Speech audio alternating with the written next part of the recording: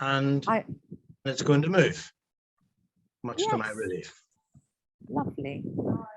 Okay, are you ready to start? I am, yes.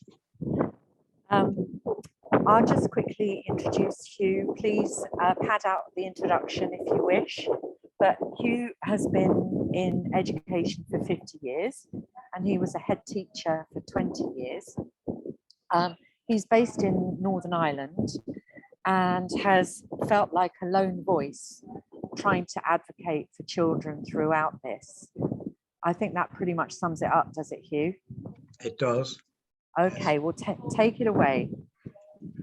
Hello, everyone. It's a privilege for me to speak to you today. Thank you very much for asking me. As you've heard, I was school principal for 23 years in Portadown. I hold degrees in chemistry, financial management, and public administration. And I'm a trained counsellor. As you heard, yesterday, in fact, I celebrated, if that's the right word, 50 years involvement in education, a lifetime ago. I too have been very vocal, alone, sadly, and appallingly.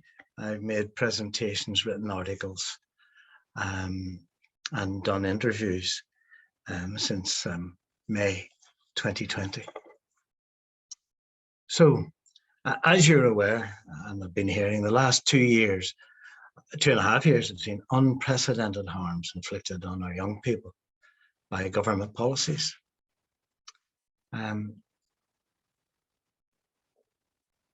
Professor Gupta, in a recent interview with Alan Miller of Together, said, if we do not recognize the harms caused by the restrictions, there is a danger we could do the same thing again. Actually, I don't believe it is sufficient to tell them they were wrong. I feel you have to show them. The focus of my presentation is to present the evidence of those harms and assess their impact, often using government sources, to examine the validity of the restrictions policy which caused the harms. Did masks and lockdowns work?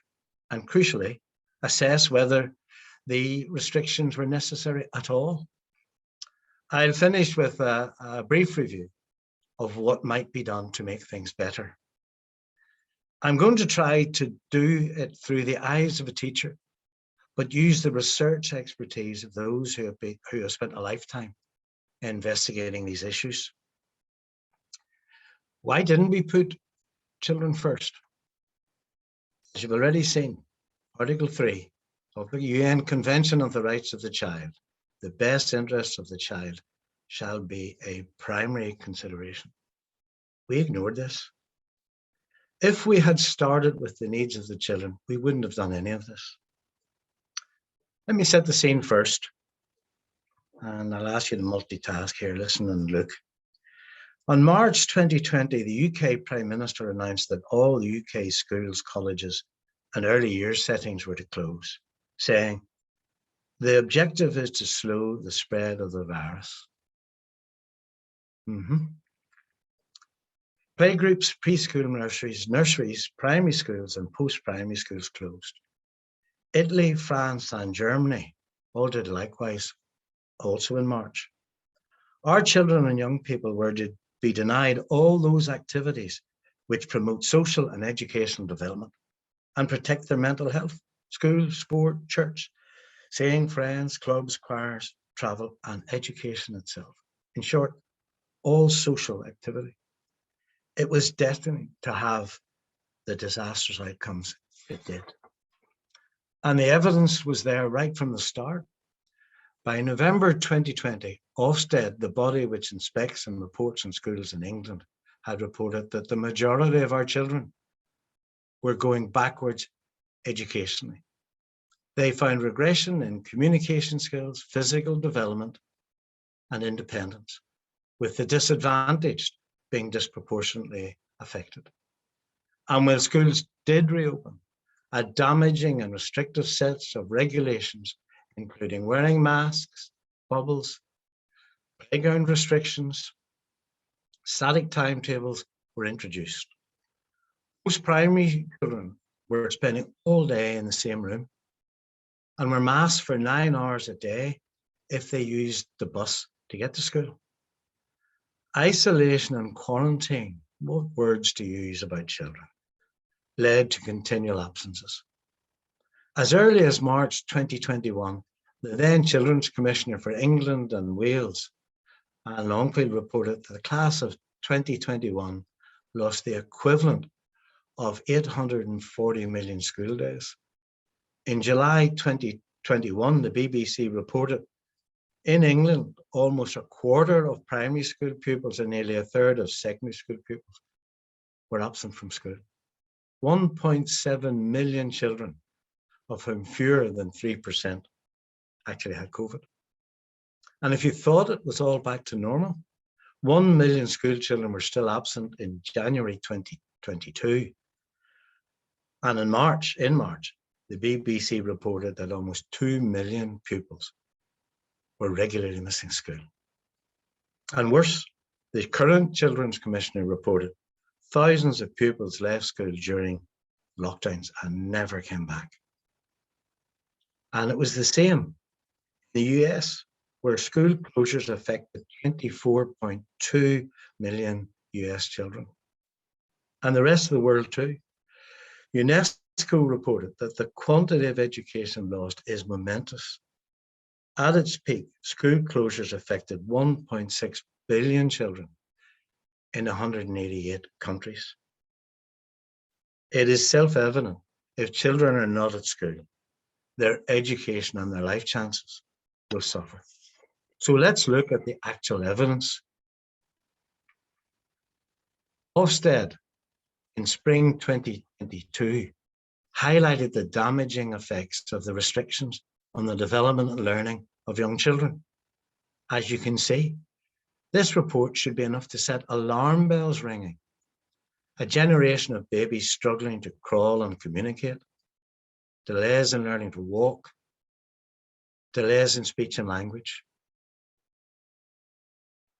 The report also highlights the ongoing negative impact of face masks on children's language and communication skills, noting that those turning 2 years of age will have been surrounded by adults wearing masks and have therefore been unable to see lip movements or mouth shapes. Ruth Sedgwick, the head of the Royal College of Speech and Language Therapists in Northern Ireland, said, "A growing number of young children are experiencing significant communication problems following the lockdowns. We're seeing children who can't talk at all. They grunt or they point at things they want. They don't know how to speak to other children." And it's not surprising, is it? During lockdown, very young children were essentially cut off from the world. They missed out on all the very important experiences we know help them to develop language and communication skills. Hugging granny, having friends, toddlers clubs. She too highlighted the damaging effects of masks. Ruth Sedgwick went on to say, young children who have communication problems can fail to reach their educational potential as they grow older. And that's a common theme. The damage isn't just now, it's as they go through their lives. And the importance of these early years and the scale of the tragedy is highlighted by a recent report in Northern Ireland, Fair Start report, emphasises that children's early experiences have a profound and lasting impact on their future learning and development. And as you see there, 90% of brain development takes place in the first 5 years of life. According to a study by the New South Wales government, you can see how tragic all this has been. And in figures, the Heart Group reports an almost 20% drop in what's roughly equivalent to IQ. And the learning and development issues continue as children get older. Research by the National Foundation for Educational Research in March this year shows the negative impact on reading progress was greatest amongst 4 and 5 year olds. And this is particular concern, and here's that theme again. They say as early reading plays a key part in children's later achievement. In May this year, research by the Education Endowment Foundation published in The Guardian showed that children in this age group were starting school far behind, fighting and hitting and overwhelmed around large groups of children, unable to settle and learn, with the social and education skills of a child 2 years younger, according to Dr. Golden, who's a consultant child and adolescent psychiatrist in Great Ormond Street Hospital. A teacher friend of mine, actually my sister-in-law, 20 years experience in primary and nursery schools, noted when comparing her current cohort with previous cohort, they are all so behind in their reading, writing and number work and lacking in emotional maturity, self-regulation of emotions, concentration span and listening skills. The damage continues up the age range and it's potentially lifelong damage. Statutory tests just published in England revealed a proportion of 11-year-olds hitting expected standards in reading and maths had slumped to 59% rather. A report issued in 2021 by UNESCO, UNICEF and the World Bank, revealingly entitled "The State of the Global Education Crisis," is particularly damning. And it says what is obvious. When schools close, many children, young people miss out on the social contact that is essential to learning and development. As Professor Russell Viner, President of the Royal College of Paediatrics and Child Health, told the UK House of Commons Education Committee, when we close lives, we close our schools. And of course, the world's poor were disproportionately affected. Just look at this. The percentage, and I know you can read, but I'll get to the percentage of 10-year-olds in low and middle income countries who cannot read or understand a simple text will rise to 70%. In Brazil, students learned only 28% of what they would have done. In South Africa, children are between 75% and a whole school year behind. In Ethiopia, primary school children are estimated to have learned between 30 to 40% of maths than they would have done. In Mexico, number of 10 to 15-year-olds not able to read risen by 25%.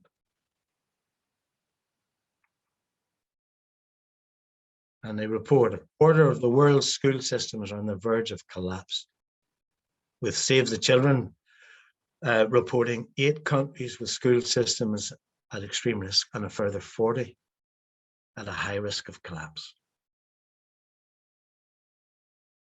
And the drops in educational attainment and development reported by Ofsted in the UK and by UNESCO are mirrored elsewhere in the developed world. The evidence in the US is particularly clear, where estimates suggest that students will return with only 70% of the learning gains in reading and less than 50% in maths, and in some grades nearly a full year behind.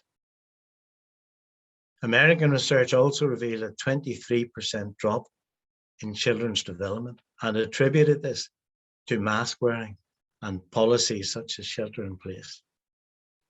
Research work in Holland, carried out through Oxford and assisted by the OECD, reported a learning loss equivalent to 20% of a school year, but for children, disadvantaged children, up to 60%.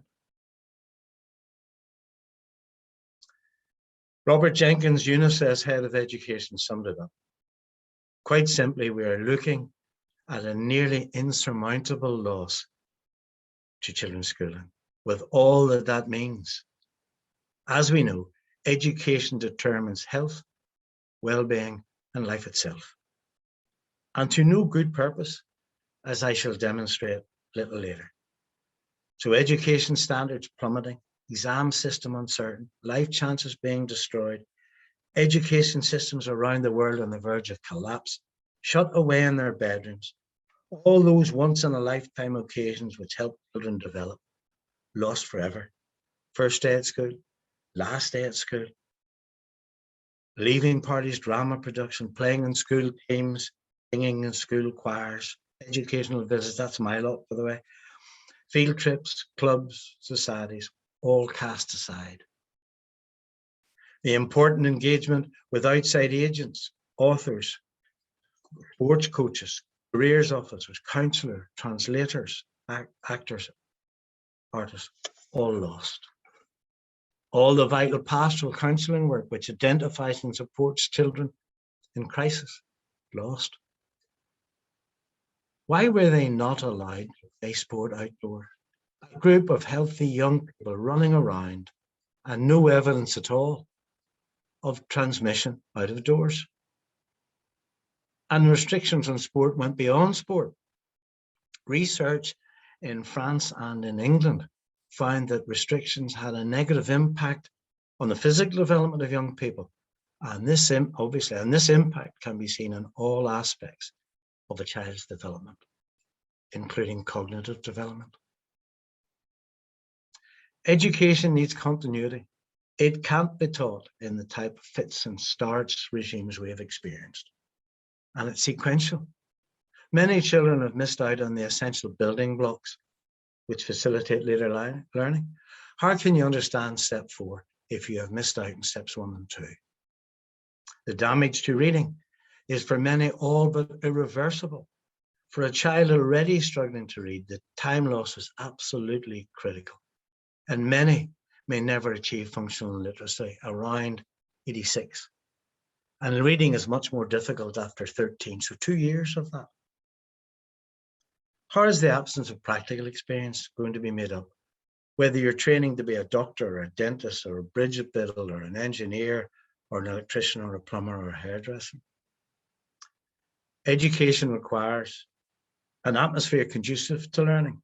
Learning cannot take place in an atmosphere of fear and anxiety or where the child is unable to learn due to oxygen deprivation.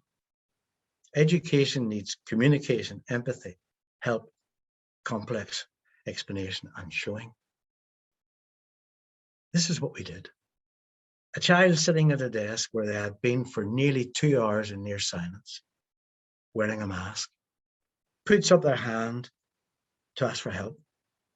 The teacher wearing a mask steps out from behind a screen, wearing a mask, and puts on a visor.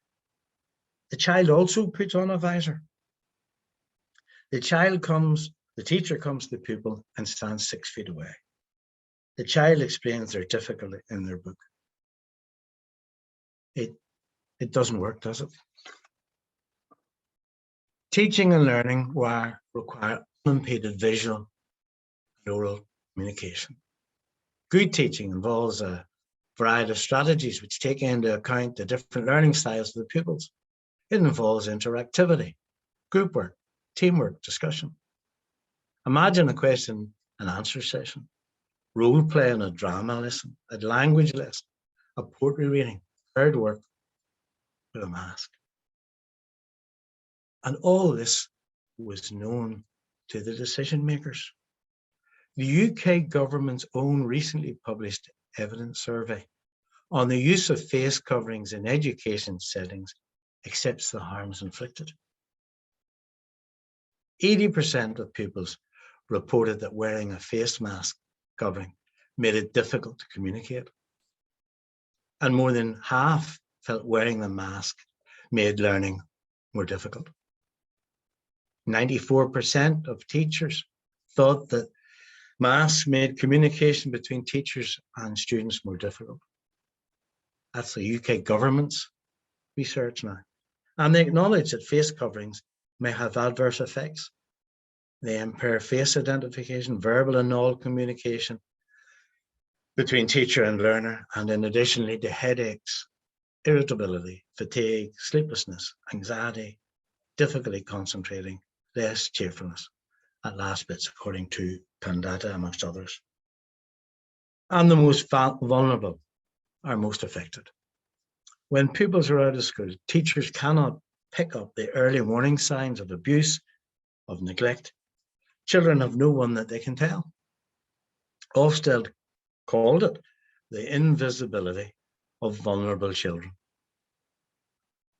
For many, school provides the most stable and secure part of their lives.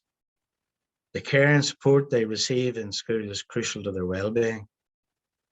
For children with special needs, the lack of multi-agency support has been traumatic.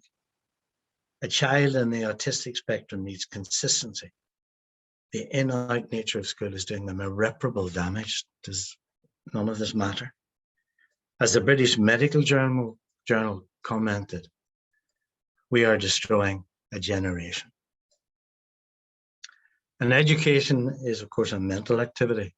So I want briefly to focus on this issue of mental health. You cannot separate a child's learning from what else is going on in their heads.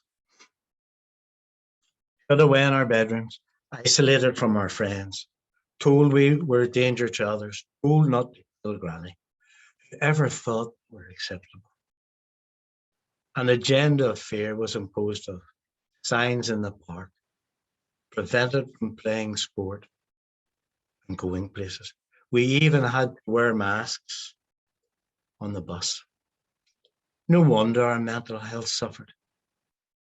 Do we imagine instilling young minds with fear will have no long-term impact? I met a mummy passing with a 3-year-old child.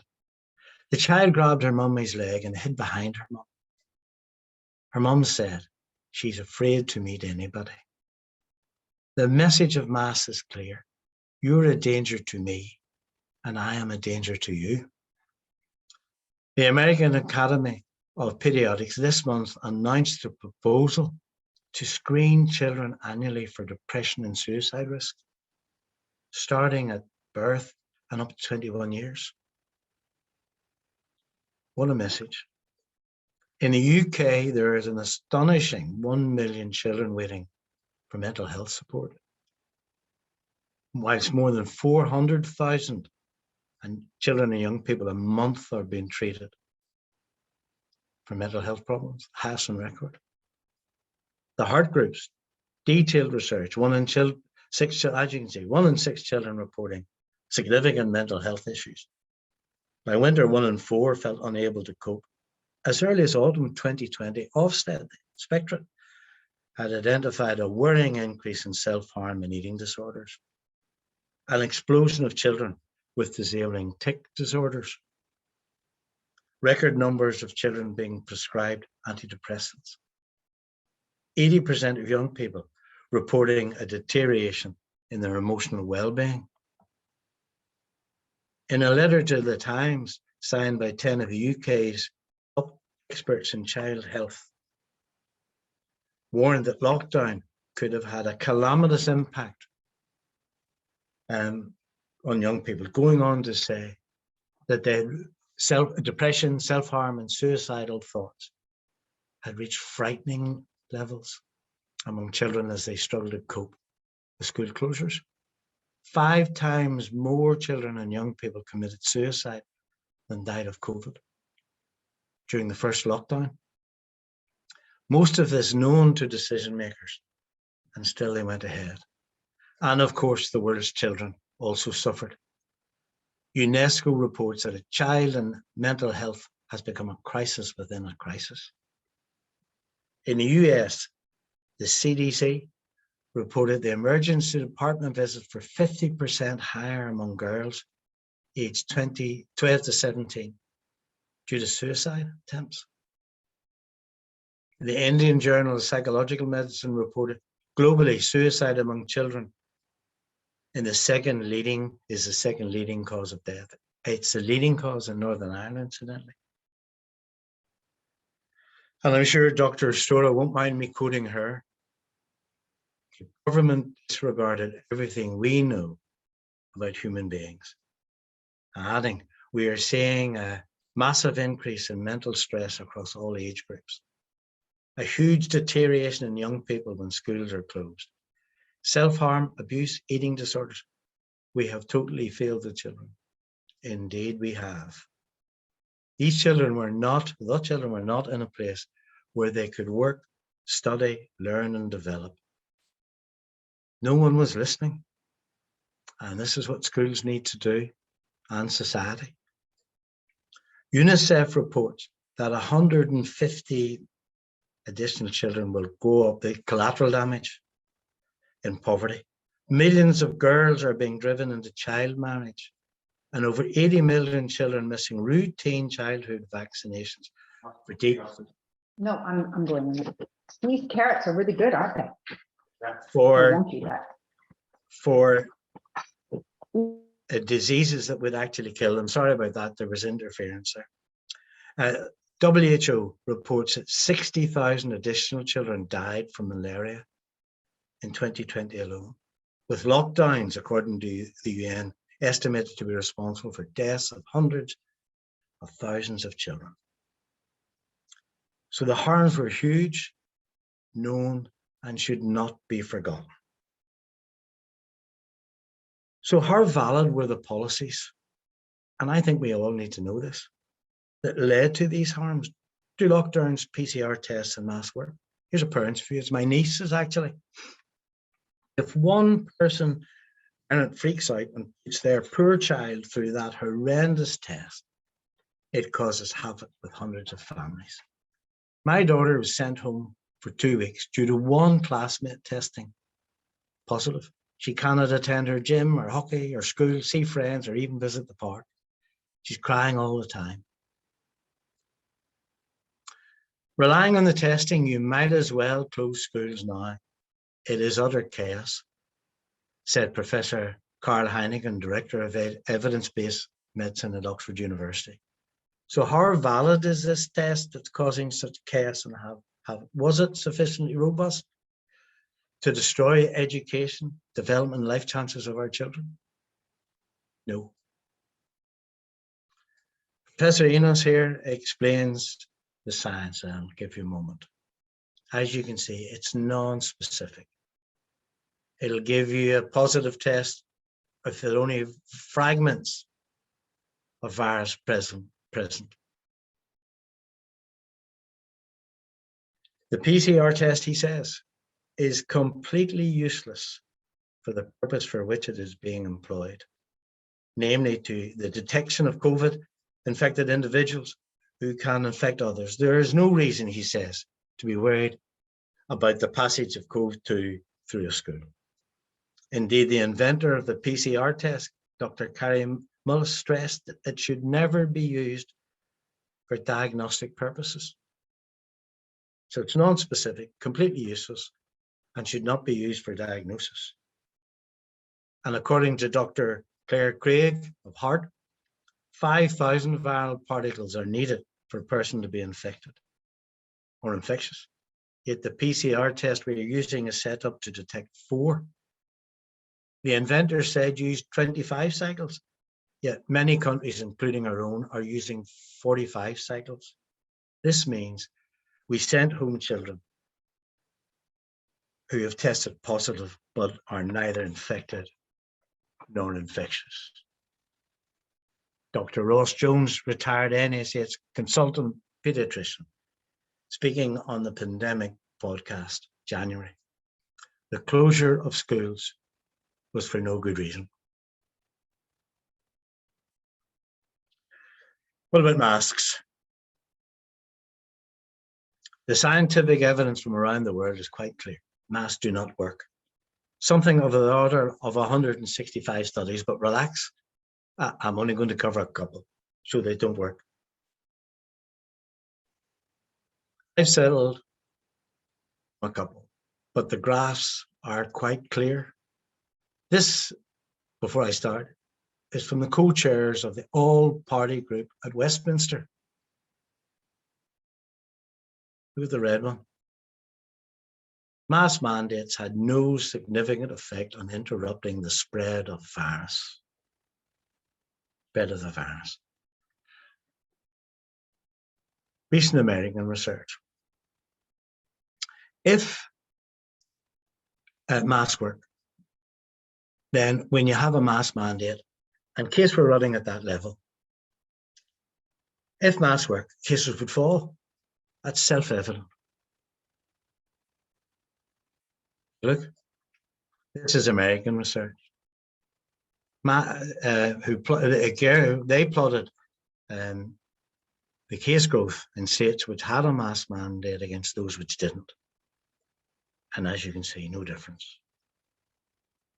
Nor were they associated with case rate growth or overall case numbers, as this shows. And it was a similar picture in Europe. The red ones being the separate countries plotted along the back. As you can see, no difference. And this is Sweden and Spain. Sweden being the one at the bottom, Spain at the top with masks. And by the way, I'm grateful to Ian Miller and the brilliant Ivor Cummings for these graphs. That's in the UK. I'll come back to that one. The Association of American Physicians and Surgeons concludes wearing masks will not be effective in preventing SARS-CoV-2 transmission, nor protecting the wearer. There is no evidence, according to Carl Heilingen, that masks are protecting children and teachers in schools. And he repeated that recently on his own Substack. Clinical trials show no clear-cut evidence of the effect of masks. As you can see, this is from the UK. Didn't make any difference. Masks remain at the centre of the fear agenda, and their continued use ignores the harms they are doing. Once again, the UK government's own evidence survey, referred to earlier, found that they had no statistically significant effect on transmission. The evidence showing they serve no purpose in controlling the spread of the virus. Why then are people continuing to push for them? And as other speakers have said, they're in the atmosphere. And so to the final piece. Lockdowns and school closures. 24 peer-reviewed research papers show lockdowns have a negligible effect on fatalities. A meta-analysis carried out by Professors Herbie, Young and Hanke amounts to a damning indictment of the policy failures. There is no evidence of a noticeable relationship between the most used NPIs and COVID-19. Overall, lockdowns and limited gatherings seem to increase COVID-19 mortality. A couple of powerful, lengthy statements to round up this section. This is research by John Hopkins. And you can see the social disruption in the black. And in those, Zenobia called for a cost-benefit analysis to balance it. And their final conclusion, lockdown should be rejected out of hand as a pandemic policy instrument. And the figures, analysis by the Swiss Policy Research, comparing 50 countries, including the UK, that locked down with those that didn't, countries that had shut playgrounds, forced children to wear masks and closed schools. The research found no difference. They'd all been, well, did find a difference. They'd all been hurt worse than Sweden, and which largely didn't impose the restrictions on children. And they go on to say, in red, this means that almost every single government intervention, in particular, lockdown, school closures, mask mandates, mass testing, contact tracing, as well as vaccine passports, have been entirely ineffective and unjustified, while having caused almost unprecedented social and economic harm. As you can see, no difference. The evidence shows the fallacy of closing schools to prevent transmission and save lives.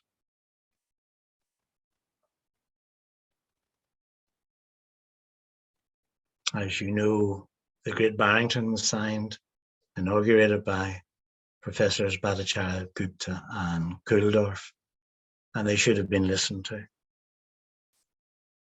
So the restrictions caused huge damage. They didn't work. And the final question, were they necessary at all? Was it deadly to those on whom the restrictions were being placed? No. Children have a 99.9987 survival chance based on the work by Professor Ioannidis, the most cited medical scientist in the world. And a lot of other things are infinitely more deadly to them. 5 to 14-year-olds, 10.5 times more die in a motor vehicle in a car crash. 6.5 times more by suicide, 5 times more by murder.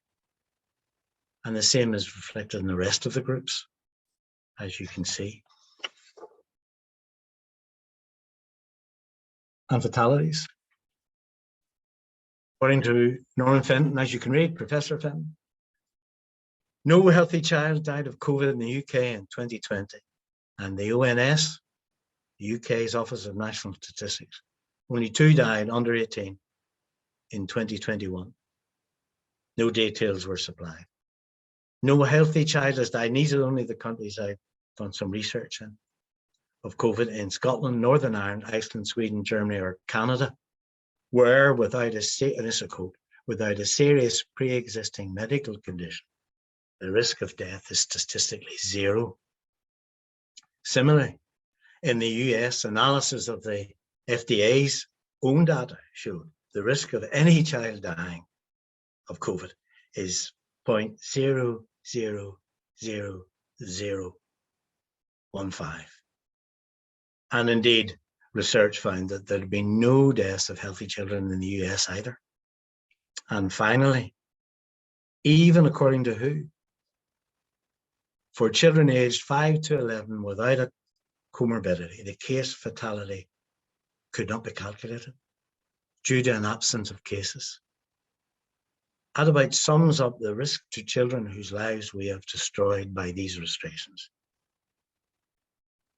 Children are more likely to be harmed by not returning to school than if they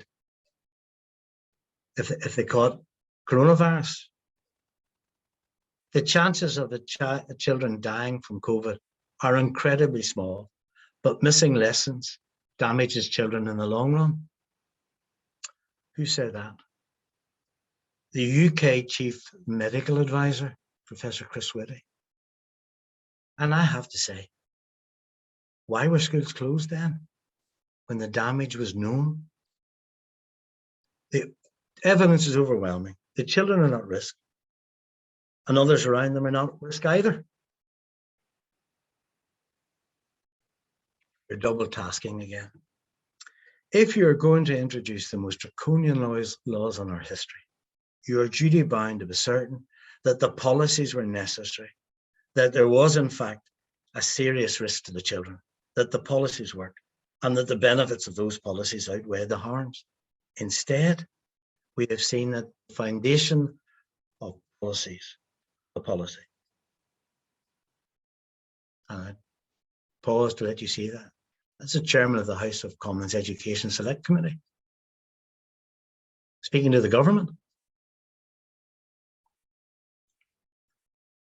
The foundations of the policy. That the children are at risk and are a danger to others through transmission, that the PCR test is an appropriate tool to identify children who were infected and infectious, and that closing schools, lockdowns and masks reduce spread were wrong from the start, and instead immense harms were caused to our children. So, as I said at the start, the focus of my presentation was, in a sense, to empower people, to show them the evidence, so that never again. As I said, if we do not recognize the harms, there is a danger we're going to do the same thing again in the autumn and winter. So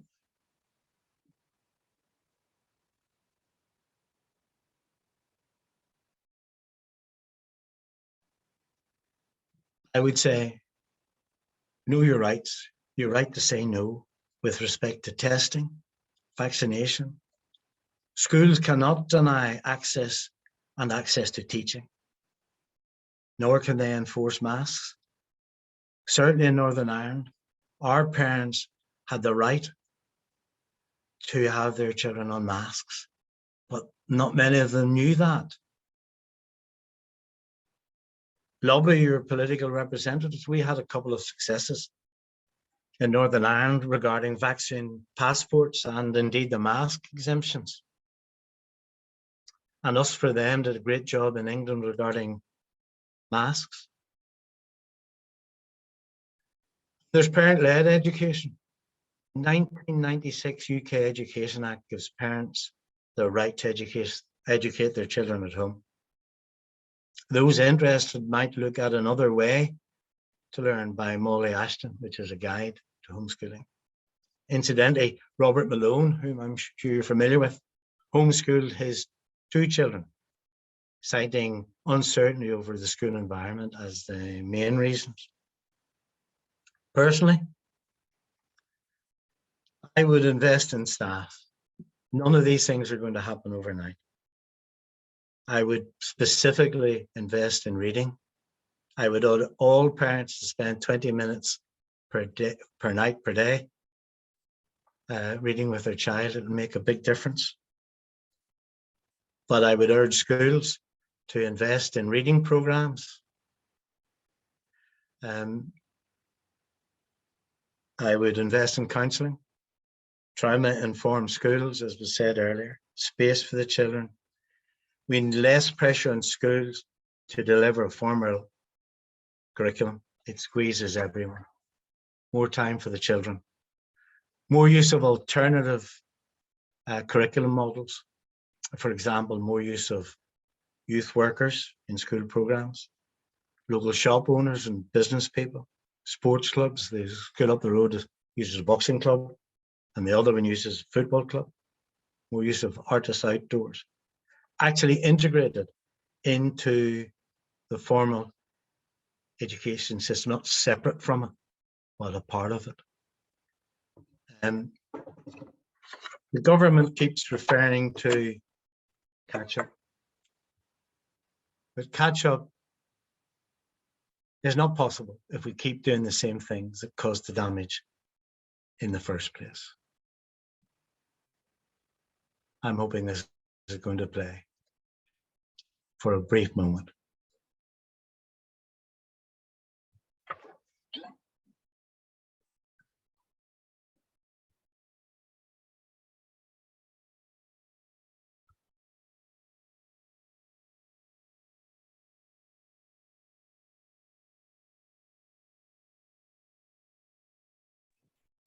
Hugh, we can see it, but we can't hear it.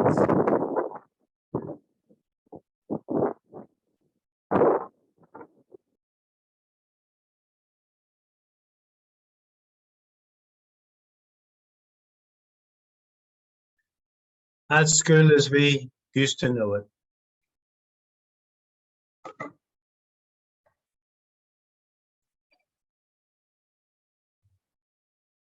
Having difficulty closing this, as you may have seen. Just give me a moment.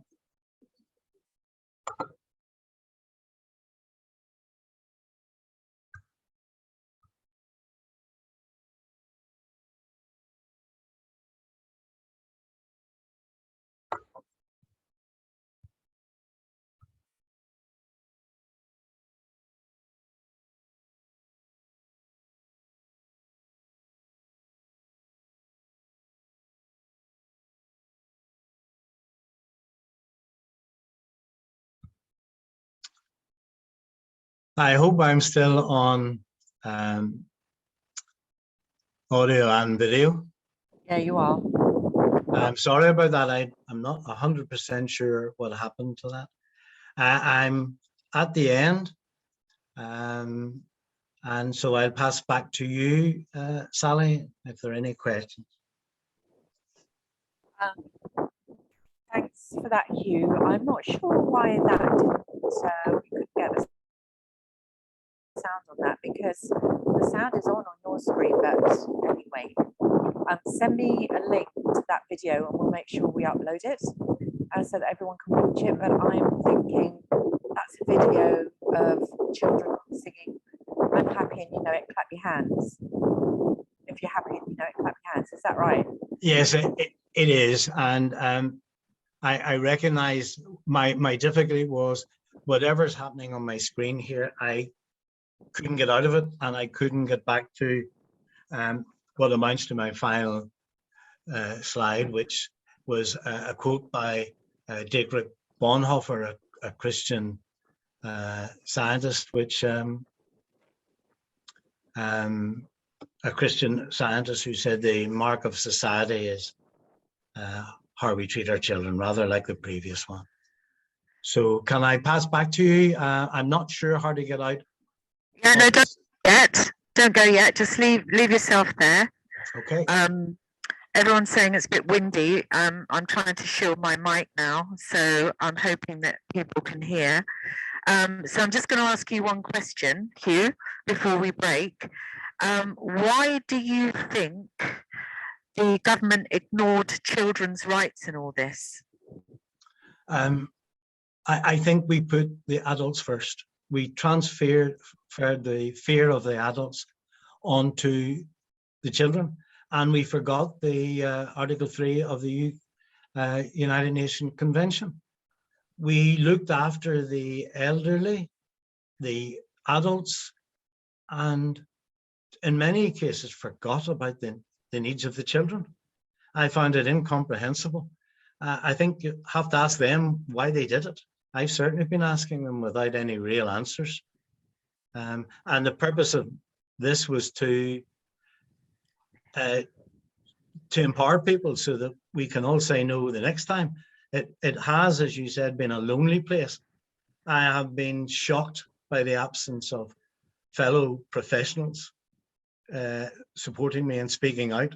It's been an interesting place, shall I say.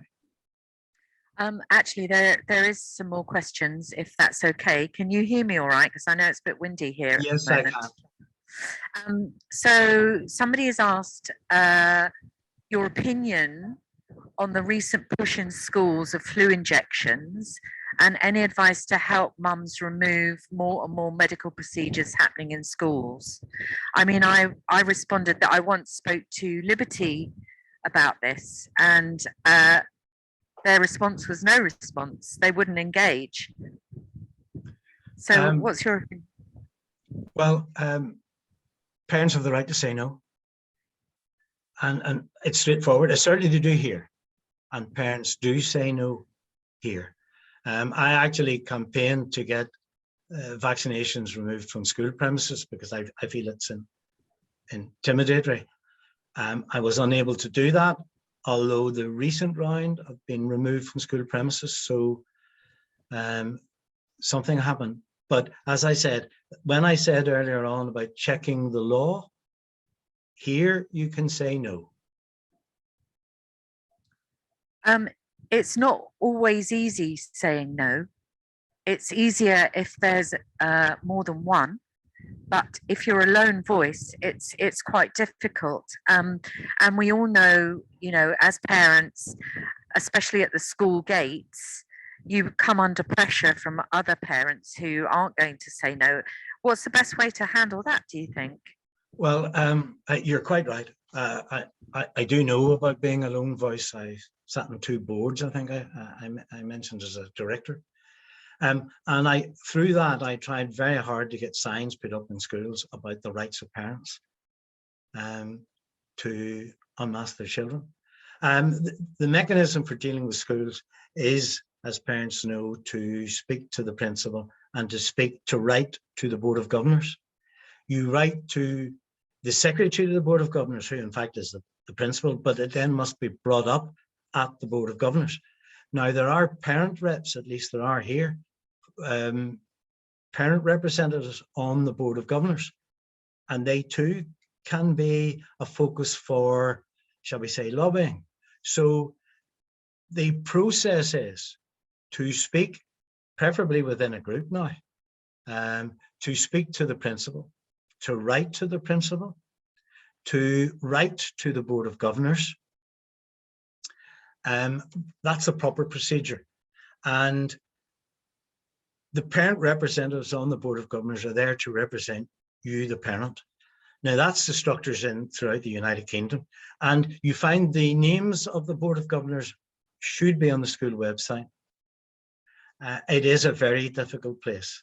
I am well aware of the coercive nature of the mandates and the fear, and principals are in a difficult position. They're caught between their stakeholders, those staff who are afraid, their governors, their parents, and the policymakers. But parents do have more power than they think, particularly if they operate in a group. That's interesting, because I think, parents feel that their rights are being eroded and they are losing power. And I think parents also feel insecure about their skills as parents. Well, can I just say there, part of the purpose of this, and I've presented this in newspapers and other places, is to give parents the facts so that they could feel empowered to present. But actually, you can oppose this on scientific or moral grounds, or you can do both. You can just say it's not right and say no. And I understand schools are intimidatory places, or they can be. You can tell the atmosphere of a school from the moment you step through the door. However, I've just laid out the process. And I know parents feel, I don't want to speak out because they'll pick on my child. I know there's that framework. All I can say about that is, let's hope not. Let's hope we're above that. And my experience is that the majority of teachers and management are above it. They are very constrained by laws and regulations. But remember, schools are locally managed.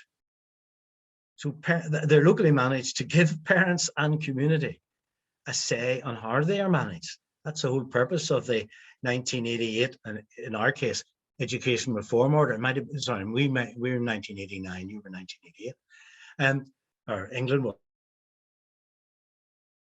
was. That's the whole purpose of it, to give you a say in the management of the school. It doesn't mean you'll have your way, but it does give you the right to say. And if you write to the Board of Governors, you are entitled to a response. You're entitled to meet with the Board of Governors, actually. But it is obviously more effective in a group. It is. Does that answer the question in any help? Yeah, it does. Thank you, Hugh.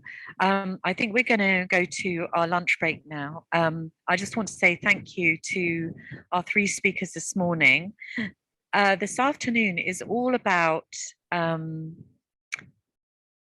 natural interventions that will help your child's mental health. I think people don't realize the power of homeopathy when it comes to helping children through emotional difficulties and adults through emotional difficulties, and also supplements like niacin, vitamin D, vitamin C. They can help rebalance your body.